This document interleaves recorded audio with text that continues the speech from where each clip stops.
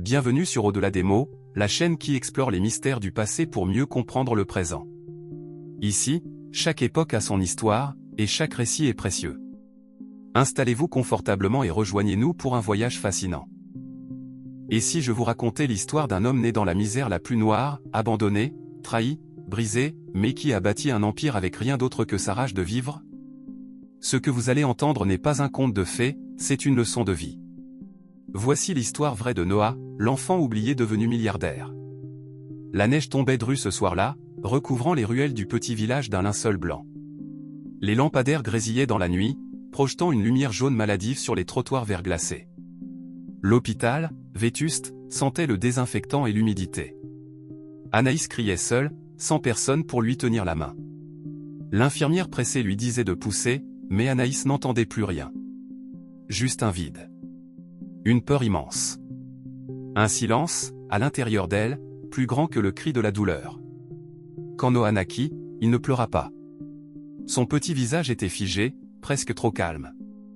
Il ouvrit les yeux, et dans ce regard de nouveau-né, il y avait déjà une gravité étrange, comme s'il sentait que ce monde n'allait pas lui faire de cadeau. La maison qu'il habitait appartenait à une tante morte depuis 10 ans. Personne ne voulait de ce tas de bois moisi, sauf Anaïs, qui y vit une chance. La pluie traversait le toit. Des champignons rongeaient les murs. Les souris couraient sous le parquet la nuit. Noah, à 3 ans, regardait sa mère pleurer en cachette dans la salle de bain. Elle pensait qu'il dormait. Mais il écoutait. Il observait. Il comprenait. Un jour, un travailleur social vint à la maison. Il vit la misère, les fissures, le froid. Il proposa d'emmener Noah en famille d'accueil. Anaïs se jeta à genoux, les mains jointes, hurlant à genoux devant l'homme. « S'il vous plaît. Il n'a que moi. Ne me le prenez pas. Je peux pas vivre sans lui. » L'homme repartit. Mais Noah, ce jour-là, comprit la peur du vide, celle qu'on ne dit pas, celle qu'on lit dans les yeux. Anaïs tomba malade quand Noah avait 8 ans. Elle toussait la nuit, mais refusait de voir un médecin. Elle travaillait parfois au noir, nettoyait des bureaux la nuit. Elle rentrait au petit matin, les mains brûlées par les produits, les genoux tremblants. Un matin, Noah trouva un mot sur la table. « Je suis parti travailler. Ne m'attends pas, mange tout ce que tu trouves. Je t'aime. » Il attendit toute la nuit. Anaïs ne revint que le lendemain, les lèvres gercées, tremblantes. Elle s'était évanouie dans le métro. Personne ne l'avait aidée. Elle s'était réveillée seule, sur un banc. À l'école, un devoir lui changea la vie. L'institutrice demanda à chaque élève d'écrire ce qu'il voudrait devenir. Les autres écrivirent, pompier, chanteur, footballeur. Noah écrivit. « Je veux devenir l'homme qui construit les maisons pour ceux qui n'en ont pas. » La maîtresse lut sa copie à haute voix, les larmes aux yeux. Mais certains camarades ricanèrent. Noah ne les entendit pas. Il regardait par la fenêtre, rêvant déjà à des immeubles pleins de lumière, des cuisines chaudes, des lits propres. Un monde sans cris, sans honte, sans fin. À 12 ans, Noah se lia d'amitié avec un garçon du quartier, Idriss, fils d'un mécanicien. Idriss le défendait à l'école, partageait ses goûters, l'écoutait rêver à voix haute. Noah croyait avoir trouvé un frère. Mais un jour, Idriss lui vola son carnet noir et le montra à tout le collège. Il lut à voix haute les idées de Noah, les rêves, les peurs. Les autres ricanèrent, le traitant de fou, de pauvre mégalo. Noah s'enferma dans les toilettes. Il y resta 3 heures. Il ne pleura pas. Il grava un mot sur le mur avec une lame de compas. « Je n'oublierai jamais. » Ce jour-là, il décida qu'il n'aurait plus d'amis. Seulement des alliances. Le jour où sa mère mourut, il sentit que le monde s'effondrait en silence. L'appartement semblait vide de couleur. Les murs avaient perdu leur chaleur. Il marcha en rond, hurla, brisa un miroir, saigna. Il essaya de l'embrasser pour la réveiller. Il cria « Maman » des dizaines de fois, jusqu'à ce que ce mot n'ait plus de sens. À l'enterrement, il était seul. Une pluie glaciale tombait.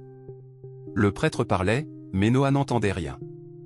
Il fixait la tombe comme si on venait d'enterrer le seul soleil de sa vie. En foyer, Noah faillit sombrer.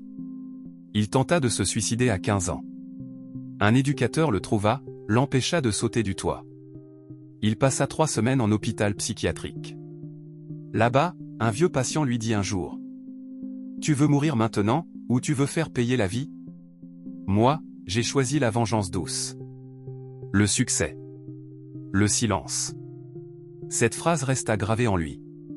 À 18 ans, dans une bibliothèque municipale, il rencontra un homme étrange, Lucien, un vieux sans-abri qui lisait des livres de finance comme d'autres lisent des romans.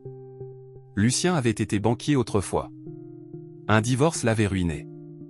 Il prit Noah sous son aile. Lui apprit à lire un bilan, à parler comme un investisseur, à convaincre sans arrogance.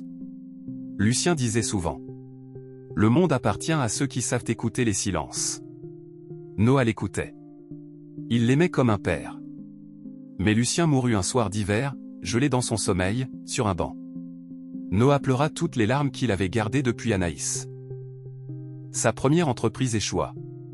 Il perdit tout. Dut dormir dans un local en ruine. Mais cette fois, il savait comment se relever. Il réessaya. Et un jour, un client influent parla de lui sur un blog. Tout changea. Rénovie explosa. Des dons, des investisseurs. Il embaucha des jeunes en galère, des anciens taulards. Il donnait des chances. Parce qu'on ne lui en avait jamais donné. Mais malgré le succès, la solitude s'intensifiait. Il refusa plusieurs relations. Par peur. À 42 ans, une femme l'appela. Elle prétendait être la fille d'Anaïs, née avant Noah, abandonnée à la naissance. Elle avait retrouvé sa trace. Elle voulait juste comprendre. Noah la rencontra. Elle s'appelait Lina. Et elle lui ressemblait. Il pleura dans ses bras. Pour la première fois depuis des années, il sentit qu'il n'était plus seul au monde. Avant sa mort, Noah organisa une rencontre avec 100 jeunes issus de foyers. Il leur raconta son histoire, son parcours, ses échecs. Il leur donna à chacun un carnet noir et dit: « Je vous donne l'arme qui m'a sauvé. Écrivez tout. Vos rêves. Vos douleurs. Vos idées. Ce monde n'est pas fait pour nous. Mais c'est à nous de le refaire. » Noah n'était pas un génie. Il n'avait ni parents influents, ni fortune, ni chance. Mais il avait un feu en lui. Une douleur qui l'a transformé en puissance. Et surtout, une promesse silencieuse faite à lui-même, ne jamais abandonner. Son histoire nous rappelle que même les vies les plus fracassées peuvent devenir des miracles. À condition de ne jamais cesser d'y croire. Les leçons à retenir de cette histoire, inspirante et concrète. 1. Le passé ne détermine pas ton avenir. Peu importe d'où tu viens, tu peux écrire ta propre histoire. 2. La souffrance peut devenir un moteur. Ce qui te fait mal aujourd'hui peut te rendre invincible demain. 3. Chaque rencontre compte. Un mentor, une phrase, un regard, peuvent changer toute une destinée. 4. L'échec n'est pas la fin, c'est un détour. Noah a chuté plusieurs fois. Mais il s'est toujours relevé, plus fort. 5. Ne garde pas ton histoire pour toi.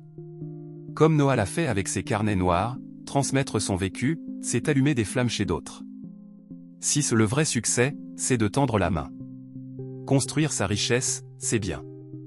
Mais l'utiliser pour aider ceux qu'on était autrefois, c'est là que commence la grandeur. Et voilà, cette partie de l'histoire se termine, mais notre aventure à travers le temps ne fait que commencer. Si vous avez aimé cette vidéo, n'hésitez pas à laisser un like, un commentaire et à la partager pour faire vivre l'histoire ensemble. Abonnez-vous et activez la cloche pour ne rater aucun nouveau trésor du passé. Merci d'avoir voyagé avec nous, et à très bientôt pour une nouvelle exploration passionnante. En attendant, prenez soin de vous et à bientôt.